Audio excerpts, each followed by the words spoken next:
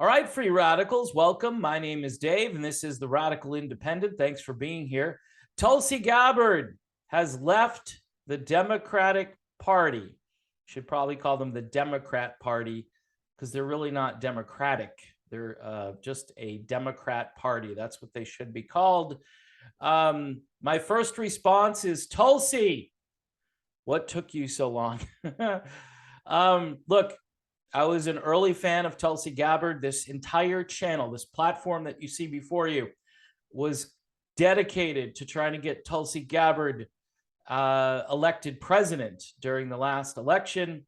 I don't like Democrats as a rule.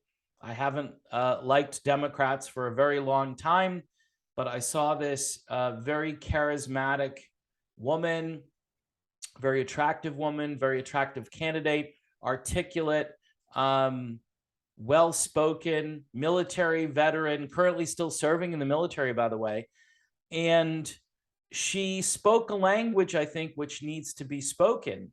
And now she has made a smart decision based on the current version of the Democrat Party, which is a very strange party devoted to things that most Americans don't want.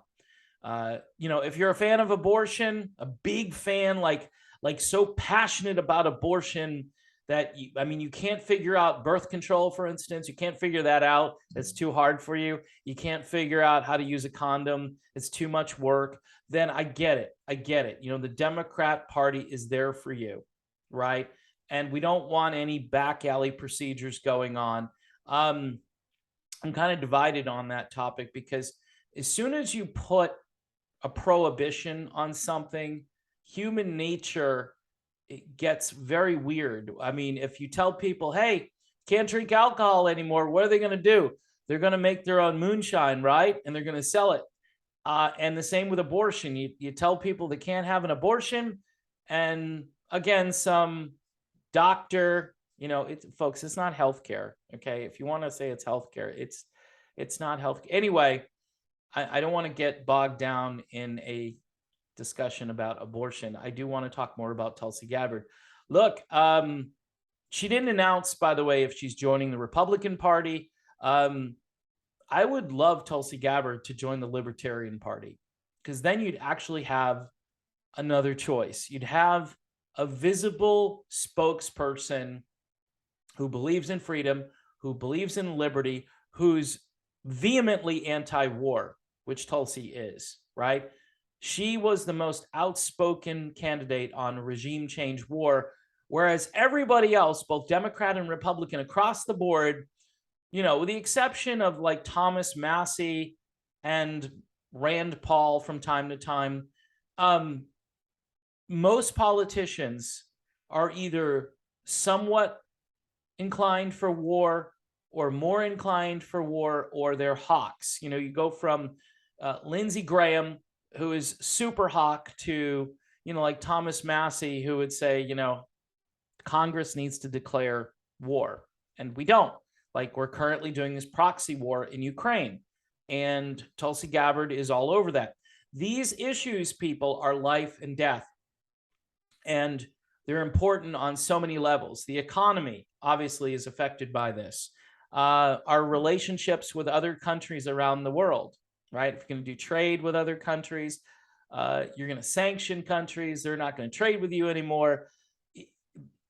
It's a mess. It's a complete disaster. And our foreign policy, which Tulsi Gabbard, she said, look, domestic policy, foreign policy, they're one and the same. Foreign policy is domestic policy. And we've seen that, because we've heard about Putin's price hike. Supposedly it's Putin's fault. Putin's price hike. We don't get any of our own energy anymore from domestic sources, or we have curtailed that in favor of some whacked out green agenda where we don't have anything to replace what we're losing. You need something to replace what we have. And there are good ideas out there, and they don't necessarily involve traditional fossil fuels. But in the meantime, there's going to have to be a transition period. Look, Tulsi Gabbard from day one when she announced. And people say, well, you know, remember when she endorsed Bernie Sanders? Yeah, she did. She endorsed Bernie over Hillary Clinton, right?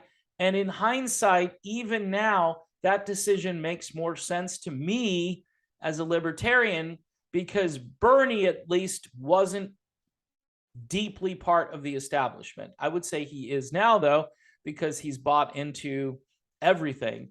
I haven't heard Bernie speaking out against the war in Ukraine. All of these people endlessly and mindlessly and breathlessly talk about Vladimir Putin as if he's Darth Vader, even though we surrounded his country. It's called NATO.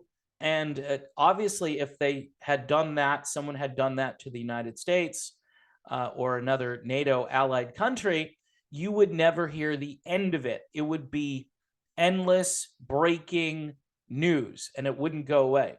So I'm pretty happy that Tulsi finally decided to say, I'm not a Democrat anymore. I had a feeling she would do this. I think I did a video about this, or at least the fact that I think she might be running for president. Look, she would be a formidable candidate as an independent or libertarian candidate. She, on several occasions, though, kind of rebuffed the idea of being a libertarian.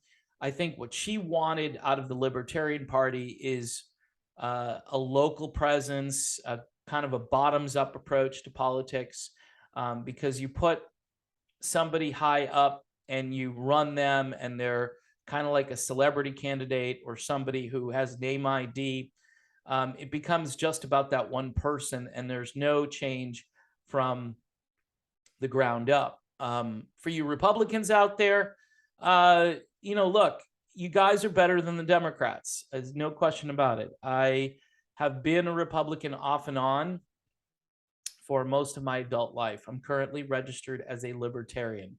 In the state of Florida, you have to vote for that party in the primary. Typically, there aren't libertarians who are primarying other libertarians. If you can find one libertarian on the ballot, and by the way, I don't agree with every libertarian that runs either. That's the sad part. There is a gentleman running against Marco Rubio who would be infinitely better than Rubio in the U.S. Senate, especially on issues like funding for Ukraine and palling around with Victoria Nuland and providing cover for her. That's a really bad look when you're providing cover for a deep state operative who, is basically volunteering information about biolabs. And you're saying, yes, but we're most concerned not about what the US is doing with those biolabs. We're really concerned about what Putin might do with those biolabs. Anyway, I think this is great news. It shows that I think the entire Democrat thing is imploding. I think Tulsi Gabbard can be a voice for reason, a voice for change, even if she doesn't get involved politically. But it wouldn't shock me if Tulsi Gabbard got involved in the 2024 presidential election. I'd like to see her run for something, but I think she'd have to move off of that island, which is a progressive nightmare as far as politics go. Maybe it can be changed, but we've seen people move around, like Mitt Romney, moving to Utah, where he was a shoo-in because of his religious standing. Tulsi Gabbard could move to a place like New Mexico and become a rock star there, I think. But I don't know. We'll see what happens. It's pretty big news. And, I devoted this channel for a long time in the early days to her run for president. And I still think she's great. I like her, but I'd like to have her be more libertarian and to move in that direction. People have a lot of questions about like her healthcare policies and her supposed affiliation with the World Economic Forum, which in the early days really embraced her as somebody who was one of their quote unquote rising stars. And I hear all the time from people, she's just another shill for Klaus Schwab, right? I'm like, I don't really hear that and see that, but yeah, they liked her in the early days. Maybe, after she leaves the Democrat Party, her name will be taken off all of those lists. We'll see. I don't know, people. I mean, it's hard to really trust anybody. Not to say that you can't trust Tulsi Gabbard. I would trust Tulsi Gabbard probably over 80 to 90% of the politicians that are currently out there who are holding public office. I think Tulsi is much closer to an honest, real person with real core beliefs. And what's happened is the entire woke agenda has certainly made it very easy to break away from people who don't acknowledge reality. This is the difference. If you don't, it's not even left versus right. It's, do you acknowledge reality? Do you acknowledge that this product is causing harm to people, right? Do you acknowledge that?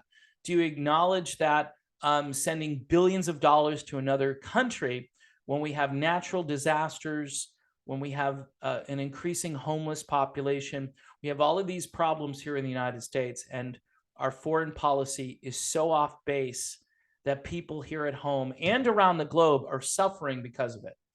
So yeah, that's my little diatribe on Tulsi Gabbard. She's one of the good guys, good gals, good guys, however you want to look at it. I don't think she'd be offended by me calling her a good guy. Guy in the generic sense, I know some people get really offended by that, but Tulsi wouldn't be one of those people. And that's why she's leaving the Democrat Party. All right, I'm done. Please support the channel, watch the videos, subscribe, and also don't forget about Patreon. We had a little earthquake over the weekend where all monetization went away for a while. I'm hoping that doesn't happen again anytime soon. But you can help ensure that this channel stays active and growing. $1 a month or contributions via PayPal if you want, and you're a patron. I can send you that information on how to donate. I don't like giving out emails because then you just get hate mail. But in any event, we'll work it out one way or another. Okay, see you soon.